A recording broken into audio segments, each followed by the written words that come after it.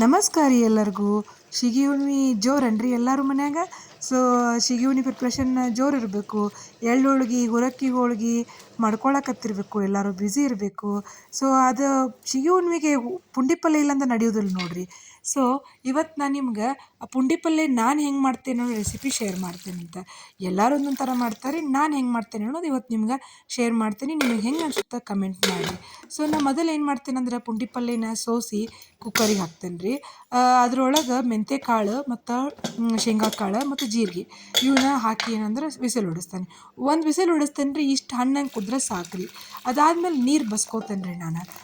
ಅಂದ್ರೆ ಪೂರ್ತಿ ನೀರು ಬಸಿಯೋದಿಲ್ಲ ರೀ ನಾನು, ಯಾಕಂದ್ರೆ ನಂಗೆ ಒಂದು ಸ್ವಲ್ಪ ಹುಳಿ ಬೇಕು. ಅದ್ರ ಸಲುವಾಗಿ ಭಾಳ ಜನಕ್ಕೆ ಏನಪ್ಪ ಅಂದ್ರೆ ಹುಳಿ ಮತ್ತು ಒಗರು ಬ್ಯಾಡ ಅಂತೇಳಿ ಪೂರ್ತಿ ನೀರು ಬಸಿತಾರೆ. ನಾನು ಬಸಿಯೋದಿಲ್ಲ ರೀ. ಅದಾದಮೇಲೆ ಒಂದಿಷ್ಟು ರವೆ ಈ ರೀತಿಯಾಗಿ ಎಷ್ಟಪ್ಪ ಅಂದ್ರೆ ನೀವು ನೋಡ್ಕೊಂಡು ರವೆ ಹಾಕೋರಿ. ನಾನು ಒಂದು ಕಟ್ಟಿಗೆ 1.5 ಟೇಬಲ್ ಸ್ಪೂನಷ್ಟು ನಾನು ರವಾನ ಹಾಕ್ಕೊಂಡೇನಿ. ನಿಮಗೆ ಹೆಂಗೆ ಅನ್ಸುತ್ತೆ, ಎಷ್ಟು ನೀವು ರವೆ ತಿಂತೀರಿ ಅನ್ನೋದ್ರ ಮೇಲೆ. ಪುಂಡಿ ಪಲ್ಯನ ಜಾಸ್ತಿ ಬೇಕು ಅಂದ್ರೆ ರವೆ ಕಡಿಮೆ ಹಾಕೋರಿ, ಇಲ್ಲ ನಂಗೆ ರವೆ ನಡೀತಿತ್ತಪ್ಪ ಅಂದ್ರೆ ಜಾಸ್ತಿ ಹಾಕೋರಿ. ಈ ರೀತಿಯಾಗಿ ನಾನು ಏನು ಮಾಡ್ತೇನೆ ಅಂದ್ರೆ ಪುಂಡಿ ಪಲ್ಯಕ್ಕೆ ಇಷ್ಟು ರವೆ ಹಾಕ್ಕೊಂಡು ನಾ ಮಾಡ್ಕೋತೇನೆ, ನನಗೆ ಇಷ್ಟು ಬೇಕು ಅದ್ರ ಸಲುವಾಗಿ. ಸೊ ಇನ್ನು ಏನಪ್ಪ ಅಂತಂದ್ರೆ ಕರೆಕ್ಟಾಗಿ ಒಂದು ಸ್ವಲ್ಪ ಉಪ್ಪು ಹಾಕಿ ಅದನ್ನು ಕುದಿಸ್ಕೊತೇನೆ ರೀ. ಹೆಂಗೆ ಕುದಿಬೇಕು ಅಂದ್ರೆ ನೋಡಿರಿ, ನಾ ತೋರಿಸಿದ್ನಲ್ಲ ಹಂಗೆ ಕುದಿಬೇಕು. ಇನ್ನು ಇದಕ್ಕೆ ಖಾರ ಬೆಳ್ಳುಳ್ಳಿ ನಾನು ಮೊದಲು ಕುದಿಸುವಾಗ ಹಾಕಿರೋದಿಲ್ಲ ರೀ, ಯಾಕಂದ್ರೆ ನನ್ನ ಸಣ್ಣ ಮಗ ತಿನ್ನಂಗಿಲ್ಲ. ಸೊ ಒಂದಿಷ್ಟು ಜನ ಹಾಕ್ತಾರೆ, ನಡೀತೈತೆ ರೀ, ಮಸ್ತ್ ಅನಿಸುತ್ತೆ ಅದು ಕೂಡ. ನಾನು ಇದೇ ರೀತಿಯಾಗಿ ಮಾಡ್ಕೋತೇನೆ, ಯಾಕಂದ್ರೆ ಈ ಸಪ್ಪನ್ನು ತಗೊಂಡು ಇಟ್ಕೊಂಡ್ಬಿಡ್ತೇನೆ ರೀ. ಆಮೇಲೆ ನಾ ಖಾರ ಕೂಡಿಸ್ಕೊತೇನೆ ರೀ. ಸೊ ಖಾರ ಅಷ್ಟೇ ಕೂಡ್ಸಂಗಿಲ್ಲ ರೀ, ನಾನು ಬೆಳ್ಳುಳ್ಳಿ ಜೀರಿಗೆ ಮೆಣಸಿನ್ಕಾಯಿ ಮೂರನ್ನು ಕುಟ್ಕೋತೇನೆ ರೀ ಕುಟಾಣಿ ಒಳಗೆ.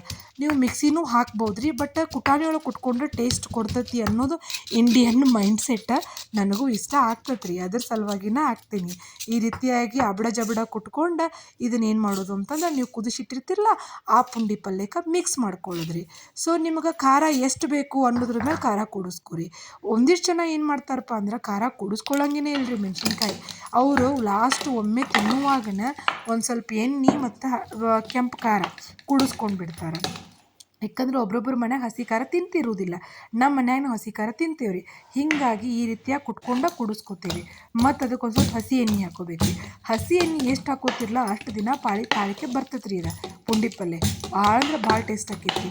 ಇನ್ನು ಹಿಂಗೆ ಯಾಕೆ ಕುಟ್ಕೊಳ್ಳೋದಪ್ಪ ಅಂದ್ರೆ ಶೇಂಗಾ ಕಾಳು ಇರ್ತಾವಲ್ಲ ರೀ, ಅವು ಏನಪ್ಪ ಆಗ್ಬೇಕಂದ್ರೆ ಜಜ್ಜಿ ಸಣ್ಣಗೆ ಆಗ್ಬೇಕು ರೀ, ಅವಾಗ ಟೇಸ್ಟ್ ಕೊಡ್ತೈತೆ ನೋಡಿರಿ.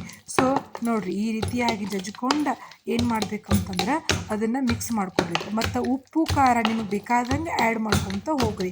ನೋಡಿರಿ, ಎಲ್ಲರೂ ಒಂದೊಂದು ಥರ ಏನು ಮಾಡ್ತಾರಂತಂದ್ರೆ ಪುಂಡಿ ಪಲ್ಯನ ಮಾಡ್ಕೊತಾರೆ. ಈ ರೀತಿಯಾಗಿ ಇರ್ಬೇಕು ರೀ. ನನಗೆ ಹಿಂಗೆ ಸೇರ್ತತಿ ಮತ್ತು ನನಗೆ ಹಿಂಗೆ ಮಾಡೋಕ್ಕೆ ಬರ್ತೈತಿ.